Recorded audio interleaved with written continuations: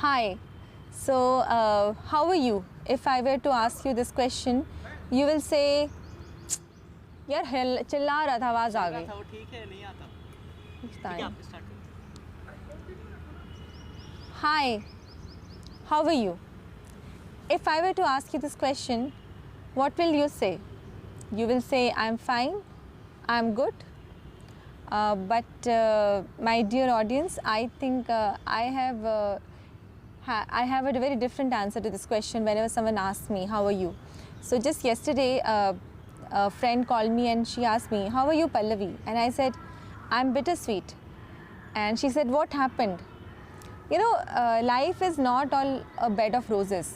Life has its own ups and downs, upheavals, emotional distresses, disappointments.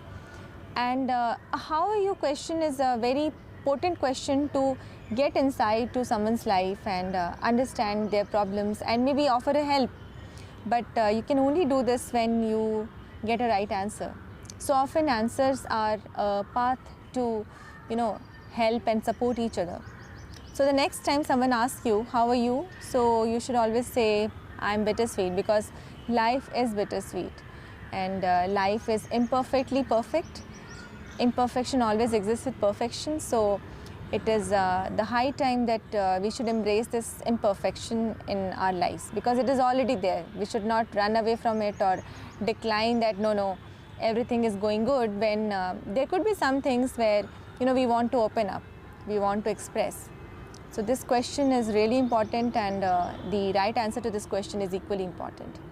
Secondly, when I think there should always add one more thing into it, because it also is linked to our own well-being, is when someone asks, how are you? I actually add one more question. I ask them, how are you and how is your sexual life? Now, it's very difficult to bring in sex in our normal conversation in the living room, but it is required, because there is a lot of misconception and myth attached to the subject, which is core experience of human pleasure. And how can we initiate a discussion around it? How can we initiate a personal conversation around it? It is only by start to asking right questions. So the next time I meet someone, I always ask them, how are you and how is your sexual life? It is to break the barrier, break the ice, and embrace it as a normal part of our life, routine part of our life. And it does help in uplifting the pleasure, understanding its dynamics, understanding the nuances, and even bringing in the aliveness and vitality in our lives. I think as a sexual being, the moment I accepted my sexuality, I have actually, turned youthful. So it is not by hair dyes, using hair dyes or using a lot of cosmetics or wearing nice dresses, but just by accepting my sexual being, I feel youthful.